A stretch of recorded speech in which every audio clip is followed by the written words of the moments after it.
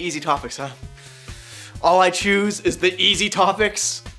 Seriously? I've got a full-time job, a long-distance relationship, I have roommates and a family, and the only thing I hear is that I'm taking the easy way out, that I'm not doing the hard subjects. I need a freaking cigarette. Don't even think about it, boy. God damn it! Now you know how much I love it when you take the Lord's name in vain, but the lights and the gear and the room you're in costs more than you make in a year. But I'm No. just one. No. I'll be really No. Today we're defending smoking.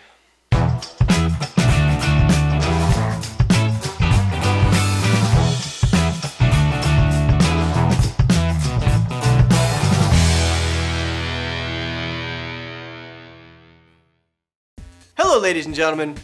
I'm Chris Taylor, and I am the advocate of the devil, a man who could, at best, be described as blowing smoke up his own ass, in a manner of speaking.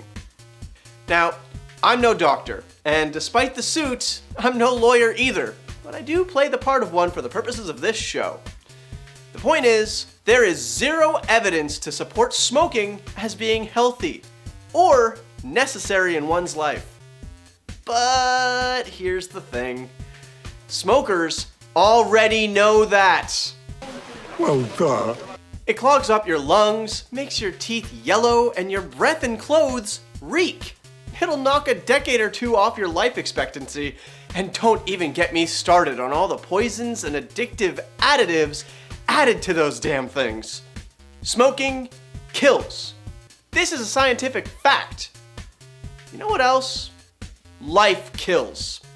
Sodas are chock full of sugar, so it'll rot out your teeth and make you all jittery. Burgers are super fattening, clogging your arteries and making it harder for your heart to function.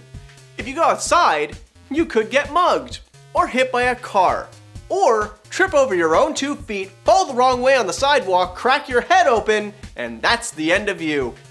I could spend all day scaring you all about the dangers of living. What do you mean could? The smog in the air, the reckless drivers, the dumbass pedestrians, customer service jobs. Ugh.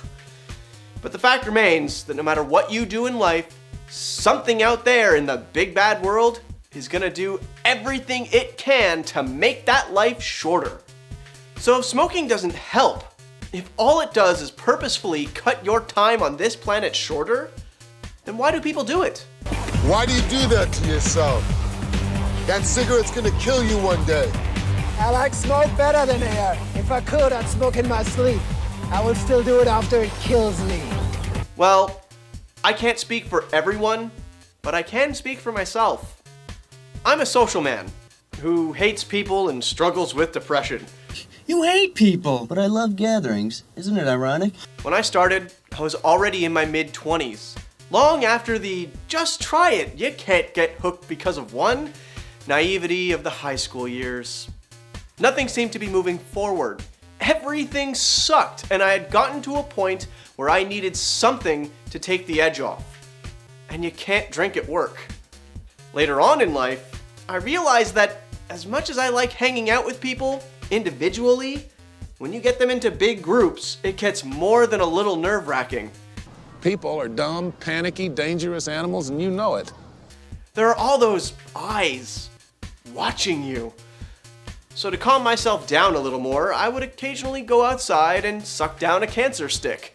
This led to a surprising outcome. Other people were doing it too. In Montreal, we haven't been allowed to smoke inside bars for years, so the smokers would go outside to get their fix. There's still people, but not nearly as many as inside the joint. Since we're all out there huffing and puffing, there's an instant icebreaker. Socializing for the socially inept, such as myself. There was one other thing that piqued my interest personally too. See, my brain is something of a mystery to me. Frankly, the brain in general is a mystery to modern medicine. But today, I'm feeling selfish. I've been wanting to be a writer for years now. but I could never actually sit down and concentrate on any one thing. I have book ideas, movie scripts, TV shows, all dancing around inside my head. At times, it feels like I've got very little control over what idea comes to me, or when, and very little will to actually sit down and focus on the one idea that needs getting done. Do it! It's like one spark leads to a massive forest fire, and instead of writing and, solving the issue, I would freeze and waste a ton of time on YouTube, video games, and extracurriculars. But then I would take 5 minutes, go outside, and have a cigarette. Suddenly, my brain wasn't hyperactive. It was hyper-focused. I don't have delusions of grandeur. I have an actual recipe for grandeur. I would be able to take one of the myriad of thoughts that were running amok and channel all of my creative energies on just that one thing. Fleshing it out, adding details and nuances. It's not healthy. Not even a little bit. And thanks to this very show, I've grown at least slightly more able to turn my brain attention to one topic at a time, even with a million other things going on simultaneously. Quite frankly, I have no idea if anyone else out there has a similar crutch that they use to do what they've got to do. I just know that for a little while, that's what worked for me. That being said, while it is true that nothing out there can protect you from every little thing that this planet has, cigarettes, and yes, other drugs too, since it's really the nicotine in the cancer stick that gets you addicted to them in the first place, are one of the few things that us humans do on purpose that reduces our quality of life. Thankfully, I'm here to reveal a foolproof 100% guaranteed way to stop smoking. Besides, I can quit whenever I want. There. You see, I've stopped. There's nothing to it. Are you ready? You sure? Last chance. Just stop. I know, it can't be that simple, but it really is. Just don't buy another pack. Don't light that cigarette that might just be in between your fingers right now, just waiting and begging to be lit up. Here's the thing. Every cigarette you smoke just makes you want to have another one. Once you get to that point where you start planning out your day, your lunch breaks at work, all around going outside and having a cigarette, it's like an invisible bomb is inside you. The fuse just continually going down until it's time to go and essentially relight that fuse. They say it takes around 3 days for every trace of nicotine to leave your system entirely. But many people can go weeks, months, even years without lighting up, and then go back to it like they'd never quit in the first place. They aren't physically addicted anymore. At that point, it's just a mental addiction. That brief flash to what it felt like to go out and smoke that turned it into a habit. And that's why you just need to not light up that one. That one cigarette will lead to every future one you're going to smoke. All you need to do is stop yourself from relighting that fuse. And the bomb that is, I need a smoke, won't even be there anymore. Despite overwhelming evidence to the contrary, I do hope I managed to shed some light into the world of being a smoker. Whether it be the mindset that everything is out to kill you anyways, or that we're all gonna die someday, or just the social work habit way that people continue to smoke. Everyone out there who has ever lit up has their own reasons why they started or continue. The one constant though is that nearly everyone who starts does so without thinking they're gonna continue for the rest of their lives. And once they make that decision to quit, it's as easy as never starting the endless cycle of need, light up, need again.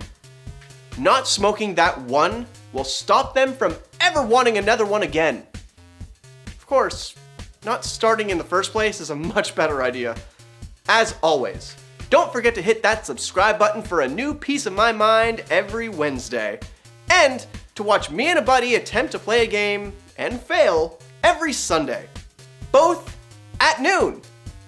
And while you're here, let your verdict be heard in the comments below. Am I, as stated at the beginning, just blowing smoke? Maybe you have your own way of quitting this dastardly habit for once and for all. By all means, let your views clash with my own, so that well, actually, this is probably the one time where I don't want to prove you guys wrong. But for now, in the case of smoking, the defense rests.